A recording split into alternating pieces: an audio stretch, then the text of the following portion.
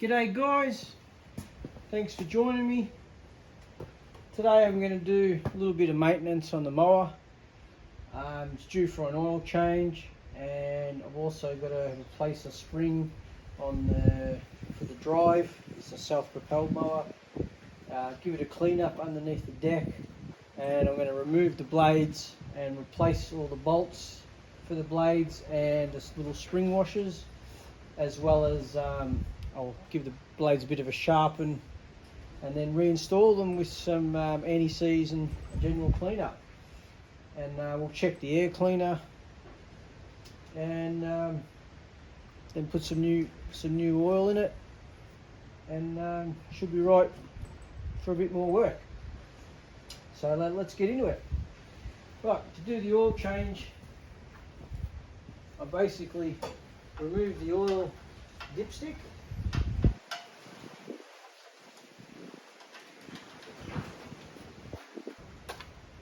Okay, what I'll do is I'll tip the mower on its side and the oil will come out the filler.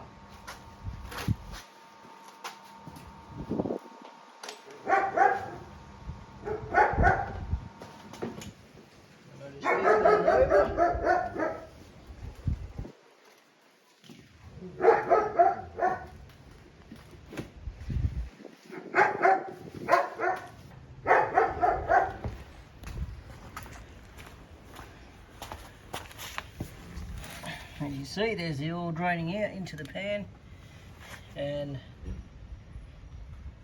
you should start it up first. It'll heat the oil up and it'll drain out quicker. So it'll drain out, and while that's draining, we'll have a look under here. The weather's been terrible here. We've had a lot of wet grass, so yeah, that's overdue for a clean underneath there. And the spring for these, there's this little spring washer.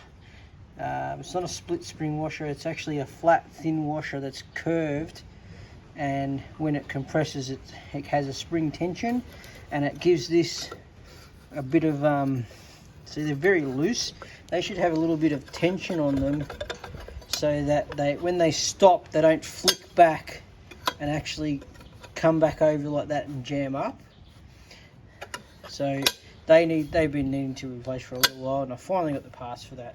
So we'll do that today while that's draining out, because the longer that sits there, the more oil drains out, and we can work on this in the meantime.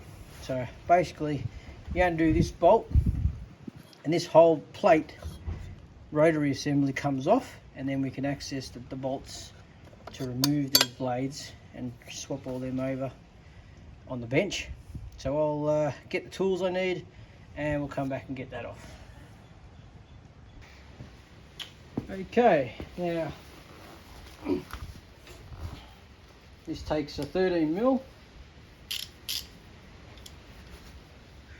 and it shouldn't be too hard to get off because I always anti-seize it. Let's see if we can get this off.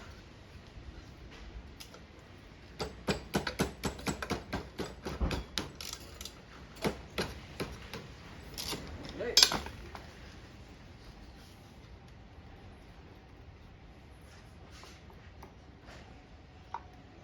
See, there's the anti-seize. Makes them getting off a lot easier. Let's put that aside because this is what we want now. And yeah, she needs a bit of abuse, and just check your rotor, because little bits of things can get tied up around there while you're in here. Get that out. We'll give in there a clean up before we put it back, but we want to get this sorted out first. So we'll head over to the bench now. We'll just give it a little bit of a clean up so we can get some of the grass off the nuts.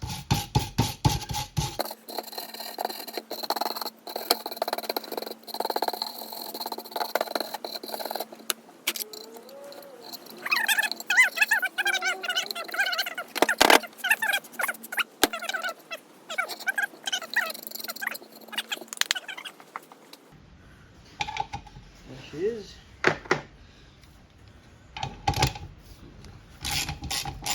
Again, I put anti-seize on these as well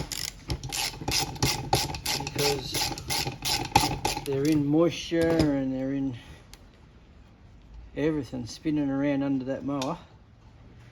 And it's still got anti-seize on it.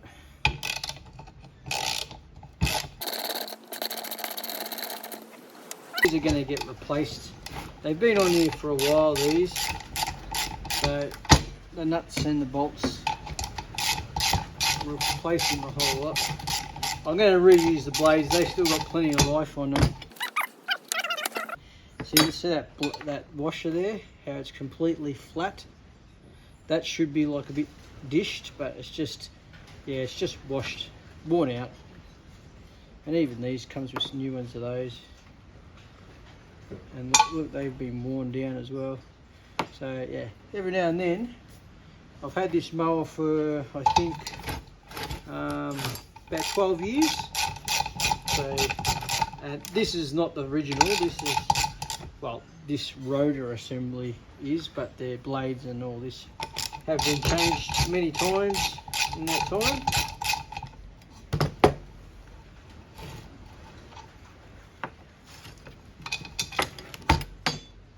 This one's still got a little bit of life left in it. You see how it's a bit bent, but even that one, it's getting thin and ready for the replacement.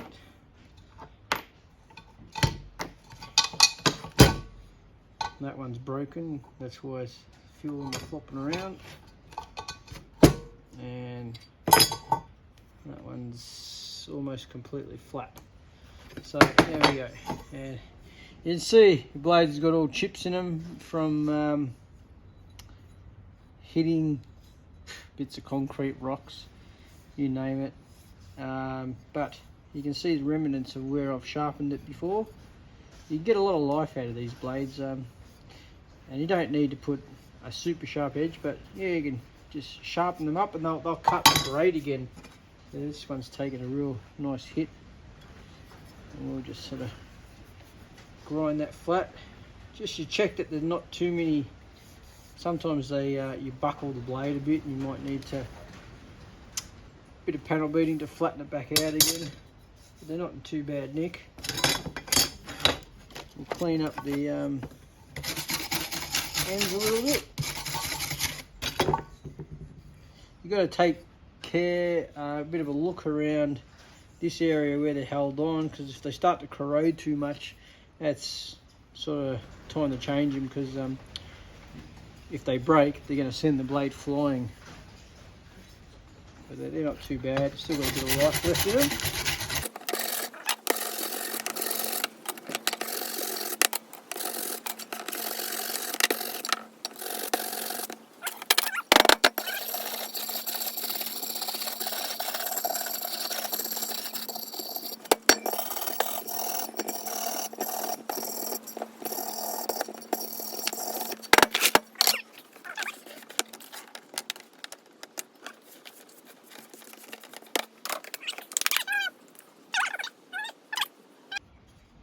I'll give these blades a sharpen. We'll go over to the grinder. I just use my little bench grinder to do it. Put a bit of an edge on them, and then we'll come back and we'll assemble with the new parts. See you soon.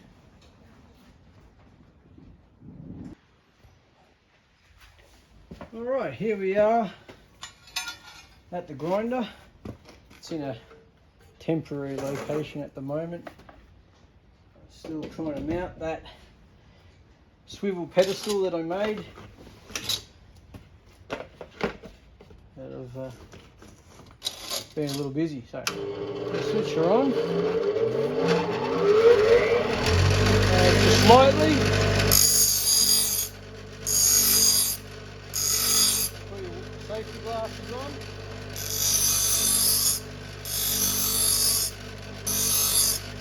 Doesn't have to be anything fancy, because you're just cutting grass.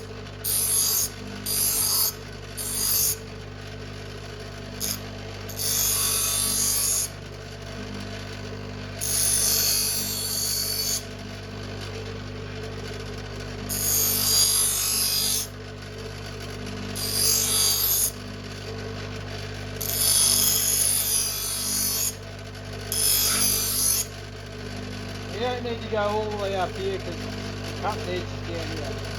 And that bend helps flip the glass into the catcher. So now I can feel it's not a bad edge on there, a bit more up here.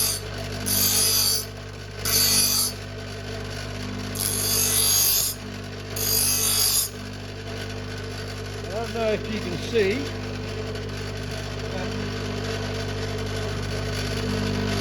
It's a really shallow edge. I'm not going against the grind. Say this is the grinding wheel. I'm not going at a steep angle like that. I'm almost flat and just going up and down like that. And I do both sides. That's not far off. A couple more passes we've done.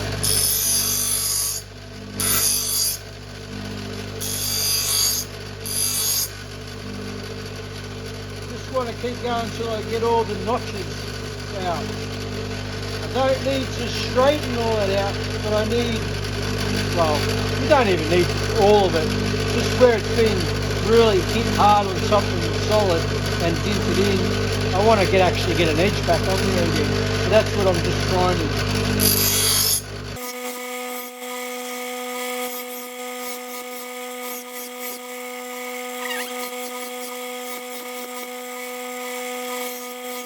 You don't want to push hard either, because heat up the blade and get it hot. You don't want to get the blade doesn't get hot. It gets warm, obviously, but you don't want to push that hard that you heat it up, because then you'll change the temper of the steel. This is quite high tensile, and you don't want to make it soft.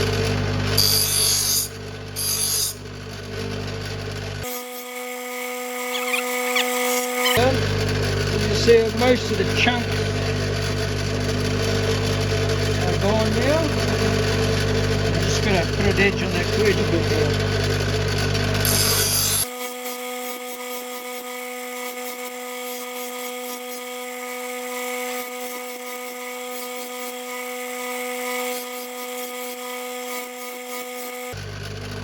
That's it.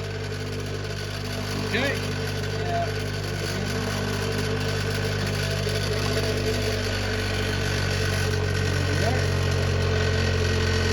Little chips in there, we don't need to grind all that back. It's only for cutting grass. It just puts a bit of an edge on there so that it slices through that thick grass a little easier. There we go. I won't show all them. I'll do the next three off camera and I'll bring you back when I'm ready for the assembly. Cheers. Alright, here we are back. Got our blades have been sharpened, and here have our replacement bolts. There's 2 bolts in each, so 2 packs. So we'll get them out of the packet now.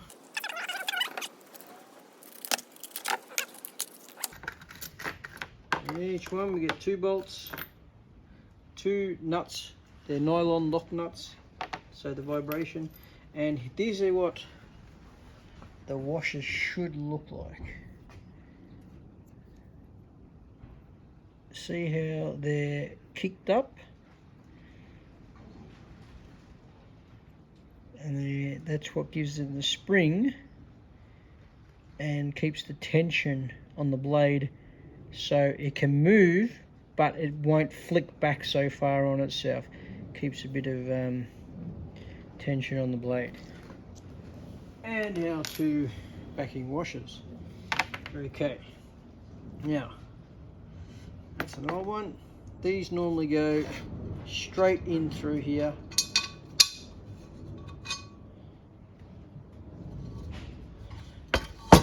With the the nut or the bolt has a recess to fit through there, so you get a flush finish through that.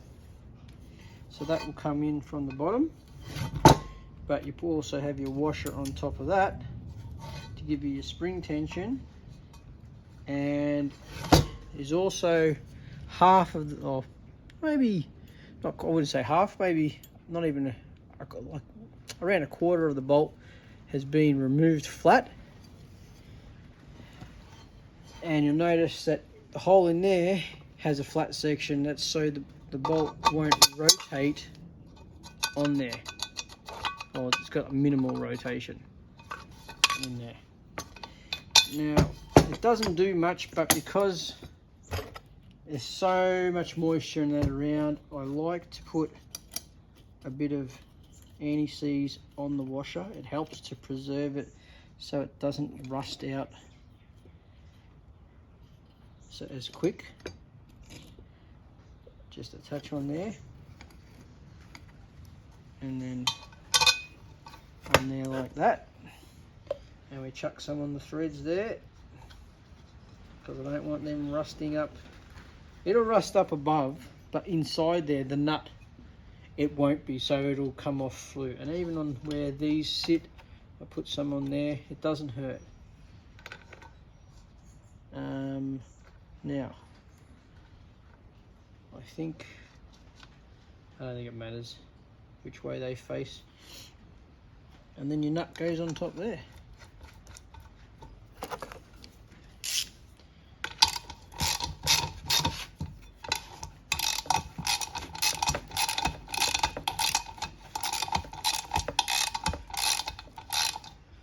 Actually, I think I've put that on the wrong way around in my haste. It's got to clean up.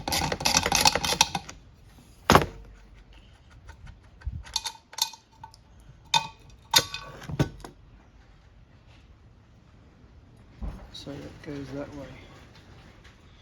Alright, on my haste I've put the blade in upside down. Because this bolts to the bottom of the mower, the blades, this kick needs to be facing up because that's how it pushes it into the catcher. It uses that to push it into the catcher, so it has to face up. So then you reinstall that way. We'll chuck a little bit around the base of there. Spring on top there, with the little kicks of the spring facing up against there, and reinstall.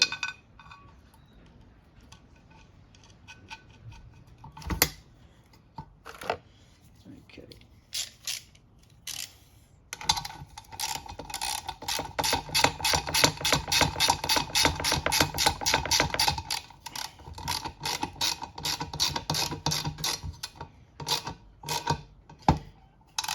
Now, there's probably a torque spec for these, but I just sort of keep going until it feels tight. It is a nylon lock nut, so it shouldn't back itself out, but you don't need to go crazy, but you need some decent amount of torque on there. And you'll notice now that it flops, but they don't go crazy around. They sort of stop. And they have tension on there, and you can adjust that by giving it a little bit more.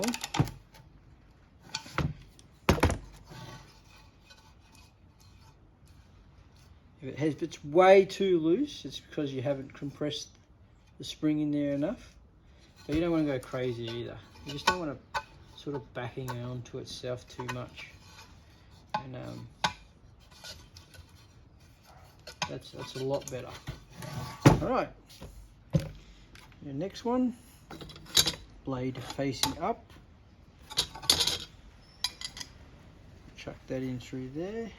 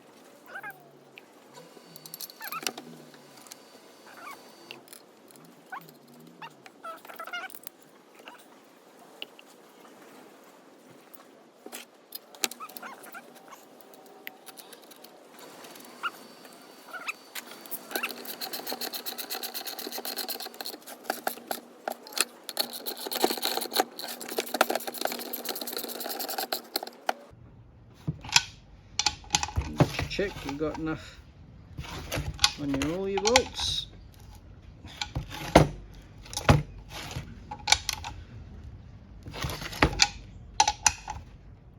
Right, and we're good.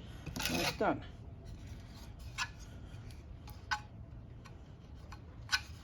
And that's it. We've got some, they fly, but they're not as loose that they're going to ride up on here anymore. They were coming up over there, and then when the mower started again, it would vibrate because it was out of balance.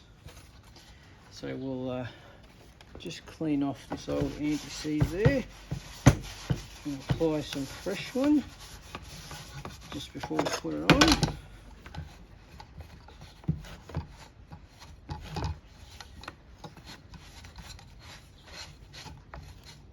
Okay, that's ready to go on. So we'll go over to mower while that's off, and we'll clean up. This is the part we all don't like, but it's got to be done. And there's a fair bit of grass in here, unfortunately.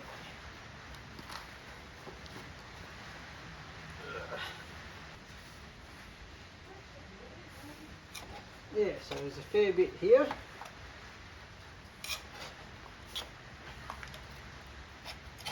You don't want to leave it in there too long, or it will rot and rush the deck out, even though this is aluminium deck. So this is bad.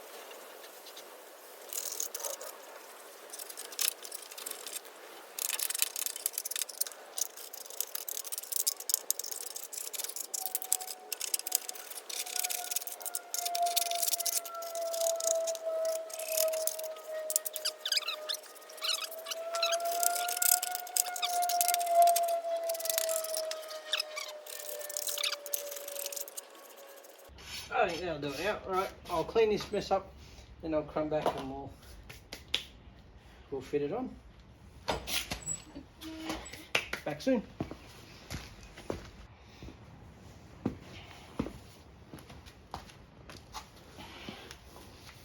Okay, here we are.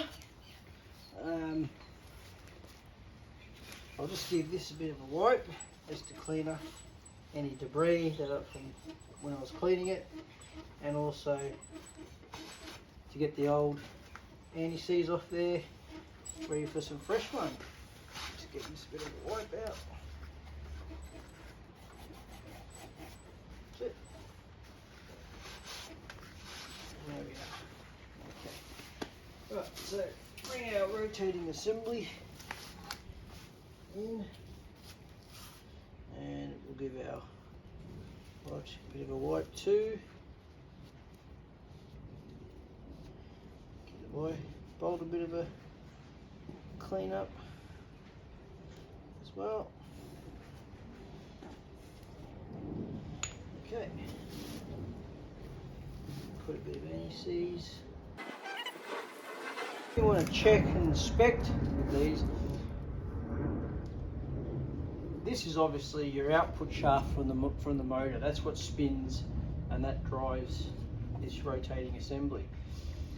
These holes there are not for bolts. These holes, they're actually like a drive bolt hole, where these little, I suppose they're a cutout from this actually thing, they've been punched out by the look of it, and they actually drive it. So you want to inspect these to make sure they're not corroded, because if they break off, the motor can spin and this will just flop around. It won't actually drive to cut the blades if it gets enough resistance.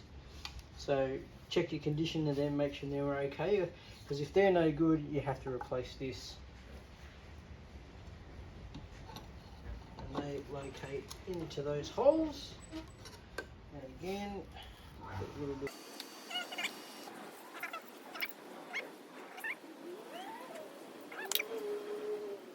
Okay. And screw it in.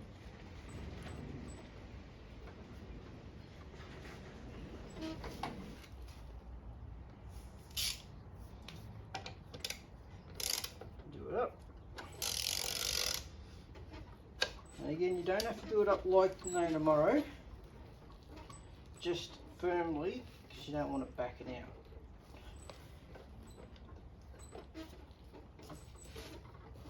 And that'll do it, I think. Okay, now it won't spin because the motor won't let it. Oh, it'll spin, but you're rotating the engine. You just want to make sure that it spins freely, that none of these are touching the edge there, and all is clear. That's good. So that's ready. Now that's well and truly would have drained out by now. So I'm going to reposition the camera. We'll lift that back up and then we can fill it with some oil.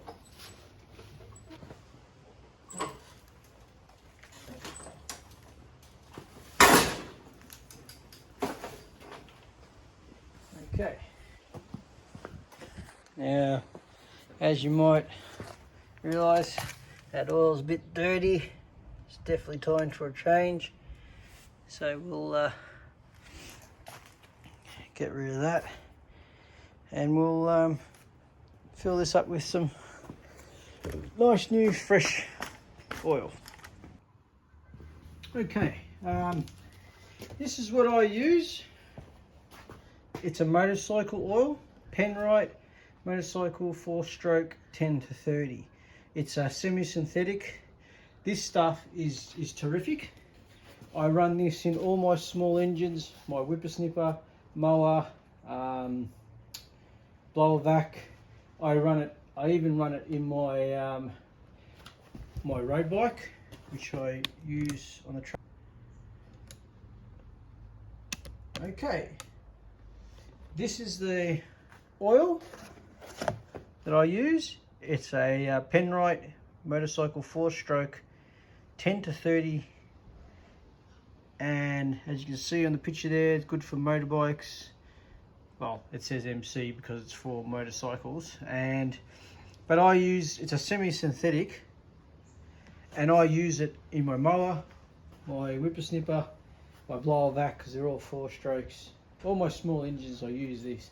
I use it in my my road bike over there, and which I use on track days, and I find it's a great oil. It's a great Australian made oil, Penrite, and yeah, terrific. Can't say enough good things about it. It lasts for a very long time, and when you're proving it on a racetrack, these bikes running at high RPM for 20 minutes at a time, it's and yeah, the shifting, because your gearbox oil is mixed in with your engine oil, it's all one, and you can tell by your shifts how your oil is lasting. And I've tried a few different oils, and I was running Mobil 1, which is a good oil. I'm not saying it's not, but after the Penrite, I would normally change the oil after 3 track days on the Mobil 1, and because I'd noticed after the 3rd day, towards the end of the day, the shifts weren't the best. But then when I changed over to the Penrite, I run full synthetic, not semi-synthetic in the bike. 3rd track day, and my shifts are still nice and crisp and clean. So I think it's better than the Mobil 1, which is why I've stuck with it. Anyway, enough about that. We'll get on to this. Yeah, the new Penrite one comes with a filler nozzle, but I've got some left over. I kept this bottle from when I originally bought the mower, and I just keep refilling it because it's got a nice thin spout for it. It makes it very, and you usually only need about half a litre for the mower. So basically we'll put that in there and just let it drain down into there.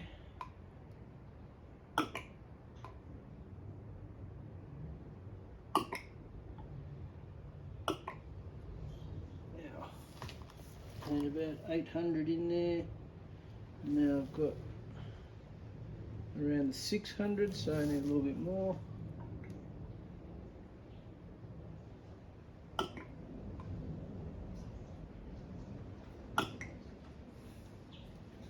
Alright, now we're getting close. I'll grab the dipstick.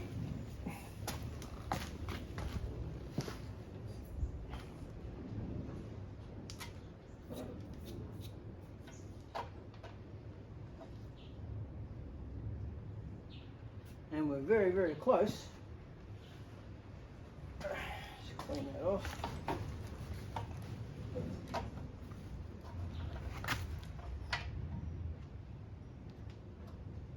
Yeah, and I call that enough.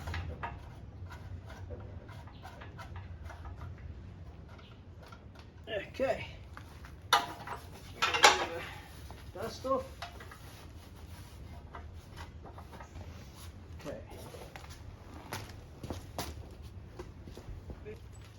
Okay, this is the air cleaner in here. On this mower is a, it's not a genuine Honda mower, it's a Honda engine, that's genuine. It's the GXV 160, very good engine, very easy to start, hasn't given me any trouble apart from the original coil on it, only lasted about 3 years I think. I bought an aftermarket coil for it and I've got over 10 years from that and it's still going well. See, you've got a bit of debris on it, and otherwise this is not the actual air cleaner, it's like a sock, just a pre-filter sock, so I tend to take that out and I'll inspect the filter, give it a bit of a, there, just the washers, don't want to lose them though. Not a lot of dust in it, the filter is still fairly clean, I can see it's there. It's not that old, it's only changed not long ago on the last service. Just sort of clean all the large debris off it. It's not too bad actually, because like I said, I'll normally wash this in soapy water and then let it dry, but I did this not long ago because it was getting long in the tooth. Roll out debris in there, so that's a pretty good nick, which I expect it to be, but I've done an oil change. I've only done it, I wouldn't normally do an oil change so soon as to the last one, but the mower has been seeing a lot of work because of this really odd spring we've had, so I thought it couldn't hurt.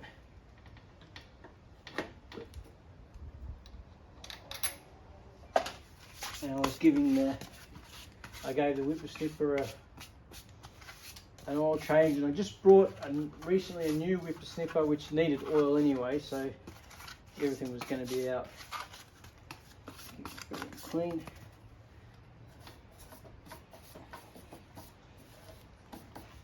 Okay.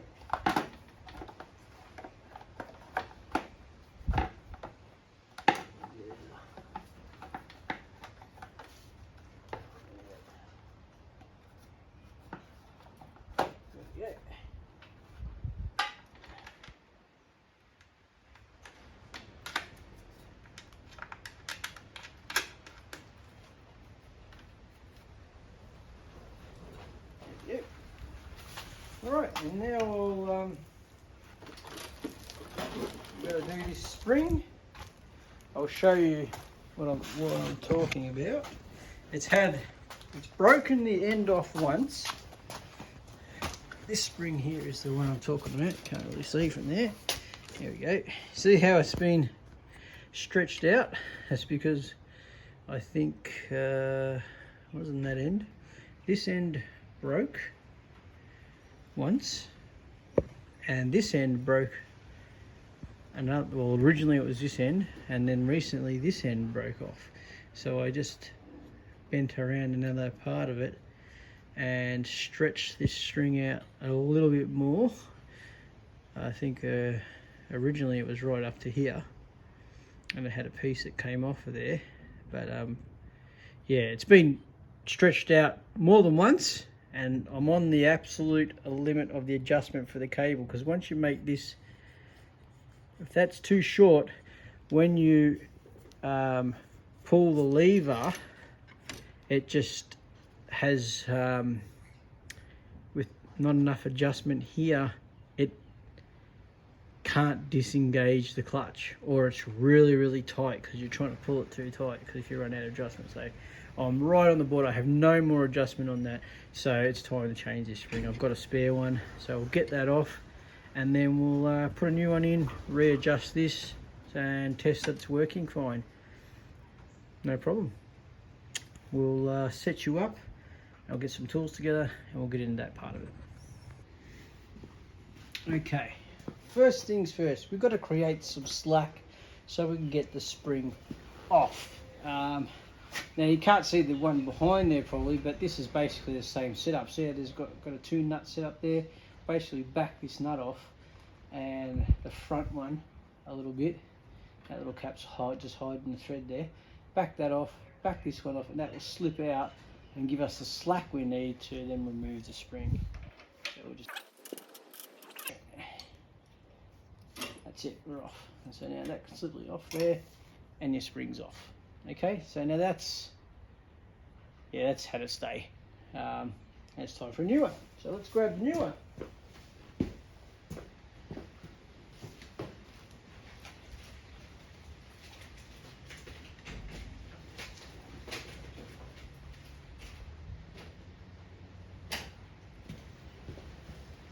Okay, this is what the new one looked like. As you can see, a hell of a lot better. Now, I don't think it matters which end goes where, but I might put the longer one on that side and the shorter one on this side, for no particular reason. And now we can sit that back in there. And you notice the difference in the length here. Now that's because the spring is longer than it was, so I'm going to have to adjust that back down again. So I might run them up by hand just a little bit.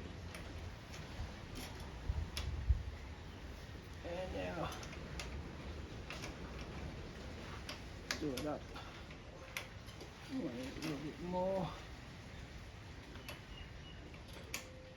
Just want a little bit of tension on the spring so it's not loose. And just nip it up. I'll try and go the other side so my head's not in your way. Hopefully you can see a bit of what's going on. Move that back. Now, I really won't know how much this is right until we engage the drive, because what happens is if it's adjusted wrong, it either won't engage the drive or it won't stop engaging when you release the lever. So you really need to test it, and we don't need to do that too tightly. So I'll get this out of the shed, start it up, and we'll just see where we are and what we need to do. Okay, I'll back soon. All right, here we go. Of course, we have to start it up, so choking.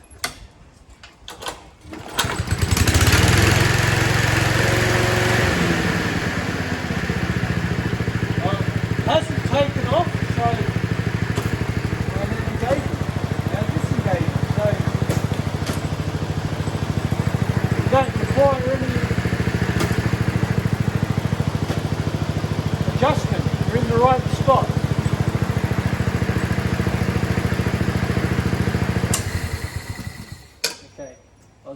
explain that in case you didn't hear it. When I started that up, if it was in the wrong position, it either would have taken off, or when I pulled the lever, it wouldn't engage. So that means I can just finish nipping up the little adjuster there that we did in the shed, because it's in the right spot, and it's not too hard. The engaging lever, it's quite good. So job done. We'll just nip that up and she's ready for action.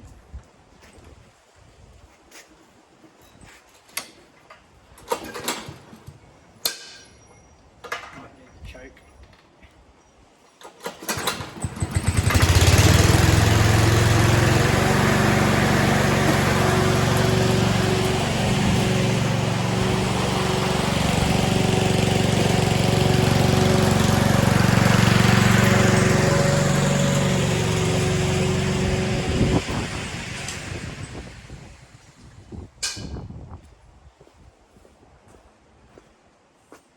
Thanks for watching.